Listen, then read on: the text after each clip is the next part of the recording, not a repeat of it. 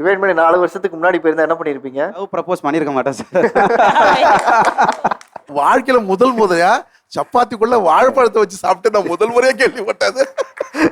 Size எல்லாமே கொழுக்கட்டமாக தான் இருக்கும். அதை கடிக்க முடியாது, தப்பி தவிரி வாயில போட்டாலும் முழுங்க முடியாது. கடிக்கவும் முடியாது, முழுங்கவும் முடியாது. அப்படி முழுங்கிட்டாலுமே அது எனக்கு செட் ஆகாது சார். 2 மணி நேரத்தில் பிடிங்கும். இன்னொரு விஷயம் என்ன சார், கல்யாணம் ஆகி ஒரு 1.5 வருஷம் ஒன்றா தான் சார் இருந்தோம். அம்மா அப்பா எல்லாரும் ஒன்றா தான் இருந்தோம். 1.5 வருஷத்துக்கு அப்புறம் ஒரு சின்ன மிஸ் அண்டர்ஸ்டாண்டிங்கில் நாங்கள் தனி கொடுத்தோம் வந்தோம். தனி கொடுத்தன வந்து 2வது நாள் தெரிஞ்சிருச்சு என் பொண்டாட்டிக்கு சமைக்க தெரியலன்னு சார். எங்கள் அம்மா கூட சேர்ந்து 2 பேரும் கோஆர்டினேட் பண்ணி சமையலில் மேட்ச் பண்ணிட்டு இருந்தாங்க சார். நான் எனக்கு தெரியாது அப்போ. கல்யாணம் ஆனதுக்கப்புறம் கல்யாணம் ஆன அந்த 1.5 வருஷம் கழிச்சு எப்போ நான் 2வது நாள் வீட்டு தனிமத்தில் போனனோ அப்போவே நினச்சேன் என் லைஃப்பில் ஒரு ரீவைண்ட் பட்டன் இருந்துச்சுன்னா பட்டு நாள் தீர 4 வருஷத்துக்கு பின்னாடி போயிடு. அப்படி இல்லைன்னா நீ கோச்சிட்டு உங்கள் அம்மா வீட்டுக்கு போயிடணும். எனக்கு 2வது ஆப்ஷன் தான் கிடைச்சது, ரீவைண்ட் போக முடியல. எங்கள் அம்மா வீட்டுக்கு போயிட்டு அதை தான் சார் இப்போ சொல்கிறாங்க அவங்க. டிவைட் பண்ணி 4 வருஷத்துக்கு முன்னாடி போயிருந்தா என்ன பண்ணியிருப்பீங்க? லவ் ப்ரப்போஸ் பண்ணியிருக்க மாட்டேன் சார். லவ் மேரேஜா? ஏன் சார் லவ் அரேஞ்ச். எத்தனை வருஷம் லவ் பண்ணீங்க? 3 இயர்ஸ் லவ் பண்ணேன். இப்போ மேரேஜ் ஆகி இப்போ 7 வருஷம். சாப்பாடு வந்து பொண்ணை மாத்துற அளவுக்கு யோசிச்சுக்க வச்சிருக்க. சொல்லுங்க, வேற எந்தெந்த உணவுகளை மனைவிகள் உங்களை சாப்பிட சொல்லி திணிக்கிறாங்க? நாங்கள் கிராமத்தில் நான் பிறந்து வளர்ந்ததா இல்லை. சப்பாத்திலாம் ஏதோ வடநாட்டுக்காரங்க சாப்பாடுன்னு நினச்சிட்டு இருப்போம் நம்ம. இவங்க சென்னையில் பிறந்து வளர்ந்தவங்க. சப்பாத்தி நிறைய செய்வாங்க. ஆஃப்டர் மேரேஜ் வந்து என்ன ஆச்சுன்னா இவங்க சப்பாத்தி செஞ்சாங்க வீட்டில். சரி சப்பாத்தி செஞ்சுறாங்களா, முத செஞ்சுருக்காங்க, என்ன சைட் டிஷ் செய்ய போகிறாங்களான்னு பார்த்தா ஒரு நாள் டக்குன்னு போய் நீ வாழைப்பழம் வாங்கிட்டு வா அப்படின்னாங்க. எதுக்கு வாழைப்பழம் கேட்குறாங்க. போய் வாழைப்பழம் வாங்கிட்டு வந்தா அதில் உருட்டி சப்பாத்தியில் வாழைப்பழத்தை உருட்டி அதுதான் சாப்பாடுன்னு கொடுத்துட்டாங்க. அவ்வளோதான் கிரியேட்டிவிட்டி. வாழ்க்கையில முதல் முறையா சப்பாத்திக்குள்ள வாழைப்பழத்தை வச்சு சாப்பிட்டு நான் முதல் முறையா கேள்விப்பட்டது. எங்க அம்மா வந்து பாம்பேல இருந்தவங்க, அவங்க சாப்பிடுவாங்க. ஸோ தயிரில் சக்கரை போட்டு கூட வந்து சாப்பிடுவாங்க. நாங்கள் எல்லாத்துக்கும் அந்த மாதிரி சாப்பிடுவோம். நமக்கு அந்த மாதிரி ஈஸியாக எது சாப்பிட முடியுமோ அந்த மாதிரி சாப்பிடுவோம்.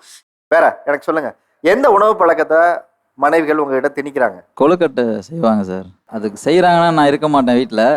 தப்பி தவறி அது செய்யறாங்கன்னா வீட்டில் இருக்க மாட்டீங்க? செய்கிறாங்கன்னு தெரிஞ்சா இருக்க மாட்டேன். அப்படி தெரியாமல் இருந்துட்டேன் அப்படின்னா சாப்பிட்டு தான் ஆகணும். அது சத்து நூலில் கொடுக்குறாங்களே சார், சத்து மாவு, அதை வீணாக்க கூடாதுன்னு சொல்லிட்டு அதில் கொழுக்கட்டை செய்வாங்க சார். அது சைஸ் எல்லாமே கொழுக்கட்டமாக தான் இருக்கும்.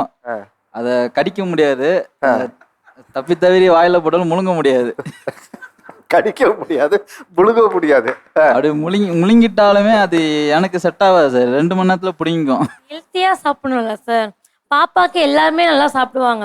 இல்ல எனக்கு இது சொல்லுங்க, இதெல்லாம் அன்போட செய்றீங்களா ரிவெஞ்சா? அவங்க அம்மா எதனா குழம்பு வைப்பாங்க பார்த்தீங்களா, அப்போல்லாம் செம்மையா இருக்கு கற்றுக்கோன்னுவாங்க. சொல்லிட்டியா ஈவினிங் ஒன்று கொழுக்கட்டை, ஈவினிங் நான் கொழுக்கட்டை செய்யும் போது இருக்க மாட்டாங்க வீட்டில். அதுதான் அந்த ரிவெஞ்ச் நான் எப்படி தரதுன்னு எனக்கு தெரிய மாட்டேது. அங்கனப்பா சொல்லவே மாட்டேன். அடுப்பு நான் ரொம்ப நேரமா நான் மட்டும் இருப்பேன். கொழுக்கட்டை எடுத்துன்னு வந்து ஆளை காணாம போயிடுவாங்க. அப்புறமா அந்த பாப்பாலாம் சாப்பிடும் போது சும்மா சாப்பிட்ற மாதிரி பில்டப் பண்ணுவாங்க. அப்புறமா பார்த்தா பாத்ரூம்ல இருப்பாங்க.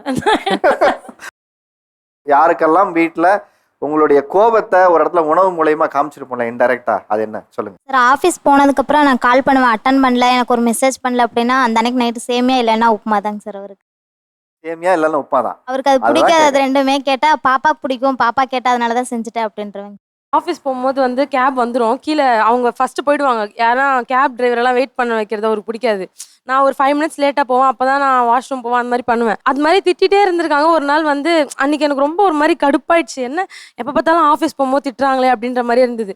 அன்றைக்கி நைட்டு எனக்கு அந்த காண்டு வந்து உள்ளே இருந்துனே தான் இருந்துச்சு. எனக்கு அது போல் அன்றைக்கி வந்து இவர் எப்படின்னா வந்துட்டு பச்சை பால் இருக்குல்ல, பச்சை பாலில் பிளான் போட்டு குடிப்பார். ஒரு பேக்கெட் பாலில் ஃபுல்லாக அவர் குடிச்சாதான் குடிச்ச மாதிரி இருக்கும். அதில் தண்ணி ஊற்றக்கூடாது அன்றைக்கி. ஆனால் நான் இப்போ வரைக்கும் அவருக்கு தெரியாதுன்னு நினைக்கிறேன். அது வந்து ஒரு 1/4 டம்ளர் பால் ஊற்றிட்டு மீதி ஃபுல்லாக தண்ணி ஊற்றி பிளான் போட்டு கொடுத்துட்டேன். அன்றைக்கி பால் டேஸ்ட்டாகவே இல்லை. இல்லைப்பா அது ப்ளூ ஆவின் போல, அதனால பால் நல்லா இல்லை அப்படின்னு சொல்லி அப்போ சந்தோஷமா இருந்துச்சு எனக்கு. அன்றைக்கி நைட் அப்போ தான் நிம்மதியாக தூக்கம் ஹாப்பியாக இருந்தது. சார் நான் சொல்லட்டுமா சார் என்ன நடந்துச்சு வீட்டில்? ஆக்சுவலாக அவங்க வந்து கார சட்னின்னு ஒன்று செய்வாங்க சார். இது எனக்கு சுத்தமாக பிடிக்காது. மேக்ஸிமம் சாட்டர்டே சண்டேஸில் அவுட்டிங் பிளான் பண்ணுவாங்க. எனக்கு ஒர்க் இருந்ததுன்னா அவுட்டிங் கூட்டிட்டு போக மாட்டேன், பிளான் கேன்சல் பண்ணிவிடுவேன். அந்த பிளான் கேன்சல் ஆனதுக்காக அன்றைக்கி 2 நாள் கார சட்னி வீட்டில். மார்னிங் வந்து நல்ல டிஃபன் செஞ்சு கொடுத்துருவாங்க, நல்ல எனக்கு பிடிச்ச சட்னி சாம்பார் செஞ்சு கொடுத்துருவாங்க. நான் ஈவினிங் வரும்போது அந்த பிளானிங் கேன்சல் பண்ணிட்டு வந்துட்டேன் அப்படின்ற பட்சத்தில் அந்த காலையில் செஞ்ச சட்னி சாம்பார் மேல் வீட்டுக்கு, பக்கத்து வீட்டுக்கு, அண்ணன் வீட்டுக்குன்னு கொடுத்துருவாங்க. நைட் நான் வரும்போது ஏமா காலையில் தான் சேர்த்து செஞ்சேன், ஒரே வேலையை செஞ்சுட்டே சாப்பிட்டுக்கலாமே, அதெல்லாம் காலி ஆயிடுச்சு, உனக்கு கார சட்னி செஞ்சுருக்கேன் சாப்பிட்றியா இல்லையா? அவ்வளோதான் சார். எனக்கு கார சட்னி வேணாமா, எனக்கு பிடிக்காது, சரி போய் பட்னியா படுத்துக்கோ அப்படின்றாங்க. நான் வேற ஒரு ரிவெஞ்ச் எடுத்திருக்காது, அவருக்கு தெரியாது. இப்போ சொல்கிறாரு. ஒரு தடவை அவர் ஜிபேயில் பார்த்தேன், 2000 அவங்க அக்காவுக்கு அனுப்பிச்சிருந்தாரு. ஆனால் அவர் என்கிட்ட சொல்லவே இல்லை. அன்னைக்கு அடுத்த நாளே நான் அவுட்டிங் பிளான் பண்ணேன். 6000 அன்னைக்கே செலவு வச்சு அடுத்த நாளே அக்கா, அது அவளே. அவருக்கு தெரியாது. அவங்களுக்கு 2000 அனுப்புனது என்கிட்ட சொல்லவும் இல்லை. தெரியாத மாதிரியே அப்படியே மெயின்டைன் பண்ணார். சரி அவங்களுக்கு கொடுக்குறால அப்போ எங்களுக்கு செலவு பண்ண அப்படின்னு என் சொல்லிட்டு அடுத்த- மாமியார் கூட நான் 2000 காசு அனுப்பிச்சேன் சார் செலவுக்கு சொல்லி அதை தான் சொல்ல. அவங்களுடைய கோவத்தை எப்படியெல்லாம் உணவுல காட்டுறோம்னு சொன்னாங்க. அதே மாதிரி அவங்களுடைய கோவத்தை உணவுல எப்படி காட்டுவாங்க அதை எனக்கு சொல்லுங்களேன். கார சட்னி அந்த மாதிரி செஞ்சாக்கா சரியா வதக்காம செஞ்சிருவாங்க. அப்புறம் பசங்க சரியில்லைன்னு சொன்னா நம்ம சொல்றதுக்கு முன்னாடி பசங்களை அடிச்சிருவாங்க. எங்கள் வீட்டில் கோபம்லாம் செய்ய மாட்டாங்க. ஆனால் இயற்கையான உணவு செய்கிறேன்னு சொல்லிட்டு என்ன பண்ணுவாங்க, எல்லாத்தையும் வாங்கிடுவாங்க. ஐயா எப்பா இட்லி ஏன்பா இப்படி இருக்குதுன்னா கருப்பாக இருக்குதுன்னா அது வந்து நான் தோலோட உளுந்த போட்டு செஞ்சால் உடம்புக்கு நல்லதுன்னு செய்வாங்க. இட்லியாக சாப்பிடுவோம். சாப்பிட்றதுல எதுக்கு சயின்டிஸ்ட் மாதிரி வேலை அது செஞ்சுட்டு வேணாம், இருக்க? நம்ம சாதாரணமாக சாப்பிட்ருவோம். அப்புறம் கருப்பு கவுனி அவசியம்னு சொல்லிட்டு கஞ்சி போட்டு கொடுக்குறேன்னு சொல்லிட்டு ஏதாவது ஒன்று டெய்லி ஒன்று இருக்கிறேன். ஐயா இதுதான் பிரச்சனை நமக்கு. நம்ம நார்மலாக சாதாரணமாக சாப்பிட்ற மாதிரி எனக்கு வேணும் டேஸ்ட்டாக வேணுன்ற மாதிரி சாப்பிட முடியறதில்ல. அதுதான் பிரச்சனை.